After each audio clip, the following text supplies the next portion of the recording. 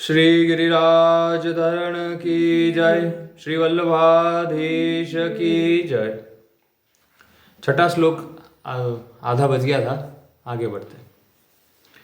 सुख संगेन बंधाती ज्ञान संगेन चानघ।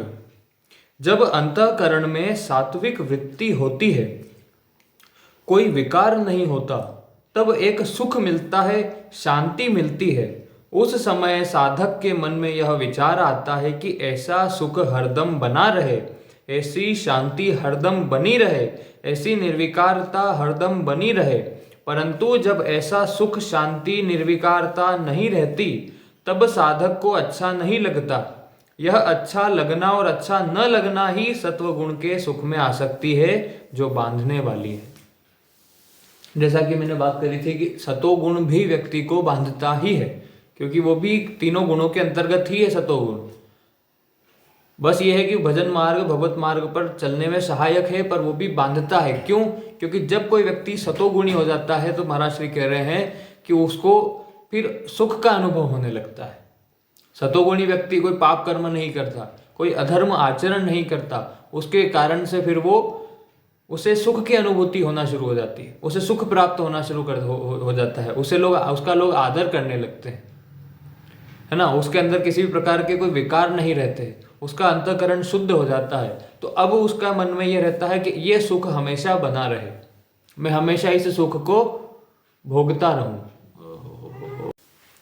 और मैं हमेशा इस सुख को भोगता रहूं, ऐसे उसकी मन में इच्छा बनी रहती है। और अब इच्छा कामना अगर आ गई तो वही बात हो गई, इस संसार के जन्म मृत्यु के चक्र में फंस गया, क्योंकि कामना ही तो उसको वे बांधे हुए है इस संसार में। और कामना आ गई अब सुख की, सुख के भोग की, यानी सतोगुणी होकर भी वो व्यक्ति बंधन में फंस गया, क्योंकि अब उसको किसकी लालसा है, अब उसको किसकी कामना है? सुख की, उस आनंद की जो उसे प्राप्त हो रहा है सतोगुणी होने पर। और अब ये कामना उसके अंदर उत्पन्न हुई, और कामना और इच्छा की उत्पन्न होने से फिर से वो इस संसार में बंध गए। आगे, जब सत्व रज और तम इन तीनों गुणों का, इनकी वृत्तियों का, विकारों का साफ साफ ज्ञान होता है, और साधक को ऐसी बहुत सी आश्चर्यजनक बातों की जानकारी होती है जो पहले कभी जानी हुई नहीं होती, तब साधक के मन में आता है कि यह ज्ञान हरदम बना रहे, यह ज्ञान में आसक्ति है जो बांधने वाली है, मैं दूसरों की अपेक्षा अधिक विशेष जानता हूं। ऐसी भावना व्यक्ति के मन में आ जाती है कि मैं ज्यादा ज्ञानी हूं। यह अभिमान भी बांधने वाला होता है। अध्यात्म बहुत सूक्ष्म है, बहुत ही सूक्ष्म मार्ग है। जरा सी भी गलती इंसान को जो है माया में गिरा देती है। भगवत मार्ग पर कोई व्यक्ति चल रहा है, भजन मार्ग पर चल रहा है, पर भजन करते करते उसके मन में ये भाव उत्पन्न हो गया कि मैं भजन करता हूं, या फिर मैं बहुत ज्ञानी हूं, या फिर मुझे ऐसी ऐसी बातें पता है जो लोगों को आमतौर पर पता नहीं होती, इस प्रकार से। तो ये भी उस व्यक्ति को, अब उस व्यक्ति के अंदर अहंकार आ गया, देहाभिमान आ गया, अहंता ममता आ गई, इसके कारण से भी व्यक्ति बंध जाता है। यानी भगवत मार्ग पर चलकर भी व्यक्ति गिर जाते हैं। जरूरी नहीं है भगवत मार्ग पर चल पड़ा तब, भगवत मार्ग पर चला तो उसका वो पुण्य मिल रहे हैं, वो खाते में जमा तो हो रहा है, पर भगवत प्राप्ति होगी कि नहीं होगी वो इस पर निर्भर करता है। आगे, इस तरह सत्व गुण सुख और ज्ञान के संग यानी आसक्ति से साधक को बांध देता है। इसलिए सतोगुणी व्यक्ति भी बंध जाता है। क्यों? क्योंकि उसे वो आनंद सुख प्राप्त होने लगता है सतोगुणी होने के कारण। दूसरा, उसे ज्ञान प्राप्त हो जाता है। एक तमोगुणी व्यक्ति के पास क्या ज्ञान होता है? शास्त्रों का ज्ञान, भगवत मार्ग का ज्ञान, और अच्छा ज्ञान किसके पास होता है? सतोगुणी व्यक्ति के पास। पर उसे अब वो ये सोच ले कि मैं बहुत ज्ञानी हूं, अब बंध गया। वो ये सोच ले कि मुझे ये सुख हमेशा मिलता रहे, अब बंध गया। आगे, अर्थात उसको गुणातीत नहीं होने देता। यह संग ही रजोगुण है जो बांधने वाला है।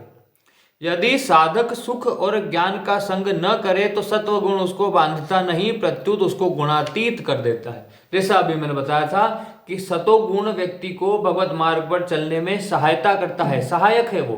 पर सहायक कब होगा? जब वो सतोगुण से प्राप्त होने वाले सुख, आनंद, ये जो ज्ञान है, इससे अपना संबंध ना बनाए। अगर वो उससे संबंध नहीं बनाएगा तो वो उसमें बंधेगा नहीं, और फिर अगर नहीं बंधेगा तो फिर वो गुणातीत यानी कि भगवत मार्ग पर चल पड़ेगा, फिर वो गुणातीत होने के रास्ते पर चल पड़ेगा। पर अगर सतोगुणी होने के बाद उसने सतोगुण से मिलने वाले जो सुख है, जो ज्ञान है, उससे अपना संबंध मान लिया कि मैं ज्ञानी हूं, मैं सुखी रहना चाहता हूं, बस मुझे अब यही काम करना है, अब वो बंध जाएगा, तो फिर वो आगे नहीं बढ़ पाएगा, फिर वो आगे नहीं बढ़ पाएगा। आगे तात्पर्य है कि यही संग न हो तो साधक सत्व गुण से भी ऊंचा उठ जाता है और अपने गुणातीत स्वरूप का अनुभव कर लेता है। तो बस सतोगुणी होने पर हमें ये संबंध नहीं बनाना सतोगुण से मिलने वाली ये जो भावनाएं हैं कि भैया सुख हो गया, आनंद हो गया, इनसे, ये ज्ञान से, इनसे अगर आप व्यक्ति अपना संबंध मानकर न चले तो फिर वो गुणातीत होने के रास्ते पर चल पड़ेगा। सुख, ज्ञान आदि सभी सत्वगुण की वृत्तियां हैं। ये कभी घटती है, कभी बढ़ती है, कभी आती है, कभी जाती है, परंतु अपना स्वरूप निरंतर एक रस रहता है।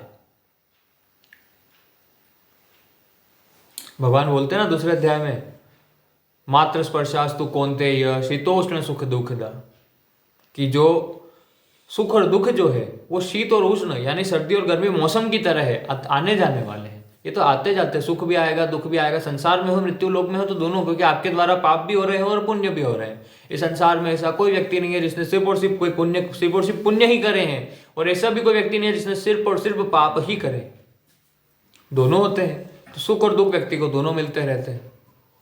तो ये तो आने जाने वाले हैं, सुख दुख हो गया, ज्ञान भी कभी रहेगा, आपको किसी बात का ज्ञान होगा, किसी बात का ज्ञान नहीं होगा, पर जो हमारा स्वरूप है वो निरंतर एक रस यानी कि अंदर जो है ना परमात्मा का अंश, वो हमेशा, वो अविनाशी तत्व, वो एक रस ही रहता है, एक जैसा ही रहता है, हमेशा निर्लिप्त और निर्विकार। आगे, उसमें कभी घट बढ़ नहीं होती, अतः साधक को सत्वगुण की वृत्तियों से सदा तटस्थ उदासीन रहना चाहिए, उनका उपभोग नहीं करना चाहिए, इससे वह सुख और ज्ञान की आसक्ति में फंसेगा नहीं। इसको इस तरीके से भी समझ सकते हैं कि जब कोई व्यक्ति भगवत मार्ग पर चलता है, भजन मार्ग पर चलता है, भगवत प्राप्ति के मार्ग पर चलता है, तो बीच में उस आध्यात्मिक मार्ग के बीच में उसे ऐसे समझ लीजिए कि सिद्धियां प्राप्त हो जाती है। पर अगर उसने उन सिद्धियों को भोगना शुरू कर दिया तो अब वो उसका पतन हो जाएगा, रुक जाएगा, अब उसे भगवत प्राप्ति नहीं होगी, क्योंकि सिद्धियों का अध्यात्म से कोई लेना देना नहीं होता। सिद्धियां सांसारिक वस्तुएं हैं, आपको संसार में ही कुछ भी आपको आदान प्रदान में आपको सहायता कर देगी, पर अगर आपने उनसे संबंध बना लिया तो फिर आप संसार में बंध जाओगे। इसीलिए जो भगवत मार्ग पर चलने वाले साधु संत होते हैं वो सिद्धियां प्राप्त होने पर भी उनका उपयोग नहीं करते, और अगर कर रहे होते हैं तो भगवत प्राप्ति में किसी की सहायता के लिए, अपने खुद के लिए इस्तेमाल उसका नहीं करते, क्योंकि सिद्धियां इंसान को फिर बांधना शुरू कर देती है। अगर वो लग गया कि अरे मेरे पास ये शक्ति आ गई, मेरे पास ये, अरे शक्ति आ गई तो क्या हुआ, सिद्धि प्राप्त हो गई, भगवान तो प्राप्त नहीं हुए ना। और जब भगवान प्राप्त हो गए तब तो सब कुछ ही प्राप्त हो गया। उन्हें प्राप्त करने के बाद अब कुछ प्राप्त करना बाकी नहीं रहता, उन्हें जानने के बाद फिर कुछ और जानना बाकी नहीं रहता, फिर आप सब कुछ, तब आप जब गुणातीत हो जाओगे तब सब कुछ ही आपके अधीन हो जाएगा। पर तब तक बीच में आपको कोई एक दो कुछ ऐसी कोई सिद्धियां मिल गई, आपने उनका उपभोग करना शुरू कर दिया, अब आप बन जाओगे आगे। और मिलेगी भगवत मार्ग पर जो भगवान का भजन कर रहा होता है उसे सिद्धियां प्राप्त हो जाती है, सहज से प्राप्त हो जाती है, उसे प्राप्त होती है, पर अब विजयी है कि वो उनका उपयोग करेगा कि नहीं करेगा। आगे, अगर साधक सत्व गुण से होने वाले सुख और ज्ञान का संग न करे तो उसको शीघ्र ही परमात्मा प्राप्ति हो जाती है। फिर से दोहरा देता हूं, हाँ, कि अगर साधक सत्व गुण से होने वाले सुख और ज्ञान का संग न करे, उनसे संबंध न बनाए, उसके द्वारा मिलने वाली सिद्धियों अगर मिली है उनसे अपना संग न करे, उनसे संबंध ना जोड़े, उनको अपने लिए उपयोग ना करे, जो आनंद जो सुख प्राप्त हो रहा है सतोगुणी होने से उससे संबंध ना बनाए, जो ज्ञान प्राप्त हो रहा है उससे संबंध ना बनाए, अपने आप को ज्ञानी ना समझने लगे, तो उसको भी परमात्मा प्राप्ति हो जाती है। सब परमात्मा पर छोड़ना पड़े। परंतु अगर वह इनके संग का त्याग न करे तो परमात्मा प्राप्ति का लक्ष्य होने से समय पाकर उसकी इस सुख और ज्ञान से स्वतः अरुचि हो जाती है और वह परमात्मा प्राप्ति कर लेता है। पर अगर भजन करता जा रहा है तो एक समय पर धीरे धीरे उसका इनसे रुचि खत्म हो जाती है। भजन करने वाला व्यक्ति, अगर कोई बहुत भजन करने वाला भजनानंदी है वो, तो आप देखिएगा उससे कोई भी अधर्म आचरण अपने आप होना बंद हो जाते हैं, उसको अच्छा नहीं लगता। फिर उनका हृदय अपने आप, जब अंतःकरण अपने आप जब शुद्ध होता चला जाता है, एक शुद्ध अंतःकरण का व्यक्ति गलत काम कर नहीं पाता। और अगर गलती से उससे हो जाता है तो उसे बहुत ग्लानि होती है, बहुत जी जलता है, बहुत पश्चाताप महसूस करता है वो कि मुझसे इतनी बड़ी गलती हुई। और कोई तमोगुणी व्यक्ति ऐसे काम रोज करता होगा तो भी उसे नहीं लगेगा। इस प्रकार से परिशिष्ट भाव, यहां भगवान ने सत्व गुण को अनामय यानी कि निर्विकार बताया है। भगवान ने सत्व गुण को निर्विकार बताया है। यह सत्व गुण की विलक्षणता है। सत्व गुण निर्विकार मतलब है तो विकारी, तीनों गुण विकारी, क्योंकि प्रकृति के बनाए हुए हैं, प्रकृति के कार्य है तो विकारी तो है। पर उसे निर्विकार इसलिए कह रहे हैं क्योंकि वो निर्विकार आपको बनाने में सहायता कर रहा है। क्योंकि व्यक्ति जब तक सतोगुणी नहीं होगा, तमोगुणी व्यक्ति भगवत प्राप्ति, भगवान का भजन ही नहीं कर सकता, भगवान का सुमिरन ही नहीं कर सकता, भगवान का ध्यान ही नहीं कर सकता। कौन कर सकता है? सतोगुणी व्यक्ति। और सतोगुणी होने के बाद फिर वो आगे बढ़ता है, इसलिए यहाँ पे उसको निर्विकार कहा है। तो यह सत्वगुण की विलक्षणता है, कारण कि सत्वगुण गुणातीत होने के बहुत नजदीक है। ये बात आ गई, देखो गुणातीत है नहीं, है तो गुणों के अधीन। पहला गुण यही तो है सत्वगुण, पर यह गुणातीत के नजदीक है कि जो व्यक्ति सतोगुणी होता है अब उसे गुणातीत होने में उसके लिए वो ज्यादा सहज होगा, ज्यादा सुलभ होगा उसके लिए गुणातीत होना, बजाय किसी तमोगुणी व्यक्ति के।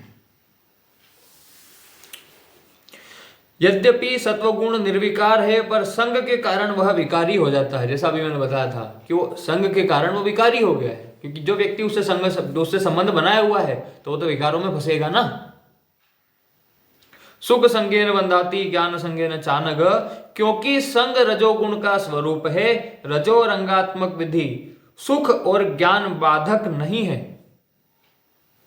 सुख और ज्ञान बाधक नहीं है, प्रत्युत उनका संग बाधक है। ज्ञान तो सबको प्राप्त हो, जो गुणातीत होता है उसे तो सभी ब्रह्मबोध हो जाता है, यानी ज्ञान तो कितना होता है, उन्हें सुख भी प्राप्त होता है, भगवत आनंद प्राप्त होता है। सुख तो छोड़िए, सुख तो बहुत छोटा शब्द है। आनंद, भगवत आनंद जिसे परमानंद कहते हैं, वो प्राप्त होता है उसे तो, पर वो उसका इनसे संबंध नहीं होता। व्यक्ति जो संबंध बना के रख लेगा, मुझे सुख ही सुख चाहिए, बस इस संसार का ही चाहिए, ज्ञान चाहिए, मैं बड़ा ज्ञानी हूं, मैं बड़ा विद्वान हूं, ये गलत हो जाता है, ये गलत हो जाता है। संग है उनको अपना मान लेना, और संग मतलब क्या है? उनको अपना मान लेना कि ये मेरे, बस मुझे प्राप्त हुए। वास्तव में सत्वगुण अपना है ही नहीं, वह तो प्रकृति का है, बस आपको भगवत मार्ग पर चलाने में सहायक है। आगे, मनुष्य में रजोगुण की मुख्यता रहती है। रजसी प्रलयम गत्वा कर्म संगीषु जायते मध्ये तिष्ठन्ति राजसा। अतः जब तक संग रहता है तब तक मुक्ति नहीं होती, क्योंकि स्वरूप असंग है। इसीलिए जब तक व्यक्ति का संग रहता है, संबंध रहते हैं संसार में इन गुणों से, तब तक उसे मुक्ति प्राप्त नहीं होती, क्योंकि उसका जो वास्तविक स्वरूप है, वो जो अविनाशी अंश है, वो असंग है, उसका किसी से कोई संबंध नहीं है। भगवान ने सत्व गुण को भी अनामय कहा है और परम पदों को भी अनामय कहा है। इससे यह समझना चाहिए कि सत्व गुण तो सापेक्ष अनामय है और परम पद निरपेक्ष अनामय है।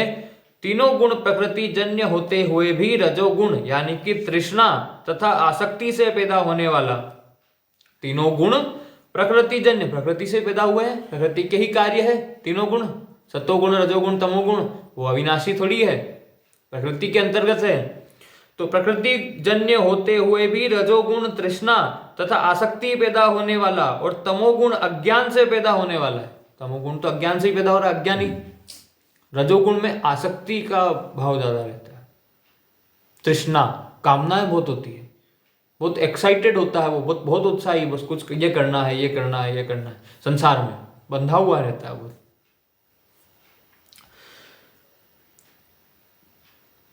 अज्ञान से पैदा होने वाला तमोगुण है, परंतु सत्व गुण केवल प्रकृति जन्य है। तात्पर्य है कि सत्व गुण प्रकृति जन्य तो है पर किसी विकार से जन्य नहीं है, उसमें कोई विकार नहीं है सत्वगुण में। तमोगुण तो अज्ञान के कारण, रजोगुण तृष्णा कामनाओं इच्छा के कारण, पर सत्वगुण में ये सब नहीं होता। बस वो सिर्फ और सिर्फ प्रकृति जन्य है, बस उसमें कोई विकार नहीं है। इसलिए इसको अनामय कहा गया है। सात्विक सुख और सात्विक ज्ञान भी स्वयं के नहीं है, प्रत्युत प्रकृति जन्य होने से पर के हैं ना, अर्थात तो पराधीन है। इससे पराधीनता का सुख है, इससे स्वरूप का सुख नहीं है। जो आपको सुख प्राप्त भी हो रहा है वो प्रकृति जन्य सुख ही प्राप्त हो रहा है, अभी वो परम आनंद, वो भगवत आनंद आपको प्राप्त नहीं हुआ। सात्विक ज्ञान और तत्व ज्ञान में अंतर।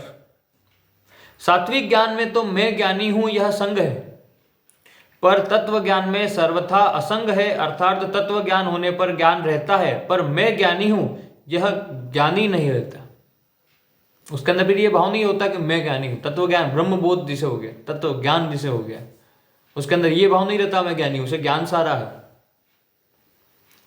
सात्विक ज्ञान में दृष्टा रहता है और अपने में विशेषता का भान होता है कि मैं विशेष हूं, परंतु तत्व ज्ञान में कोई दृष्टा नहीं रहता और अपने में कोई कमी भी नहीं रहती। जिसको तत्व ज्ञान हो जाता है, जिसको भगवत प्राप्ति हो गई, मैंने बोला ना, उनको जानने के बाद कुछ भी जानना शेष नहीं रहता। तथा विशेषता का भान नहीं होता क्योंकि व्यक्तित्व नहीं रहता और उसमें कभी कोई किसी भी प्रकार का कोई विशेषता का भाव, क्योंकि स्वयं का व्यक्तित्व भी खत्म हो गया ना, मैं एक व्यक्ति हूं ये भाव भी नहीं रहता। जो भगवान का भक्त होता है वो अपने आप को भगवान का भक्त, और जो ज्ञानी व्यक्ति होता है वो अपने स्वरूप में सिद्ध हो जाता है, वो मैं मेरा खत्म हो जाता है उसके अंदर से। अपने में विशेषता का अनुभव होना ही संग है। विशेषता का अनुभव मैं ज्ञानी हूं ऐसा स्वीकार करने से होता है कि मैं ज्ञानी हूं। तत्व ज्ञान होने पर निजानंद का अनुभव होता है। 13वें अध्याय के 27वें श्लोक में सात्विक ज्ञान का और 28वें श्लोक में तत्व ज्ञान का वर्णन हुआ है। संबंध रजोगुण का स्वरूप और उसके बांधने का प्रकार क्या है, इसे अब आगे के श्लोक में बताएंगे, जो कि हम कल करते हैं। ओम शांति शांति शांति। श्री गिरिराज धरण की जय, श्री गोवर्धन नाथ की जय, श्री वल्लभाधीश की जय, परम दयाल श्री गोसाई जी की जय, श्री विठल नाथ जी की जय, श्री यमुना महारानी की जय। जय जय श्री राधे पूछरी के लोठा की खूब खूब प्यारे।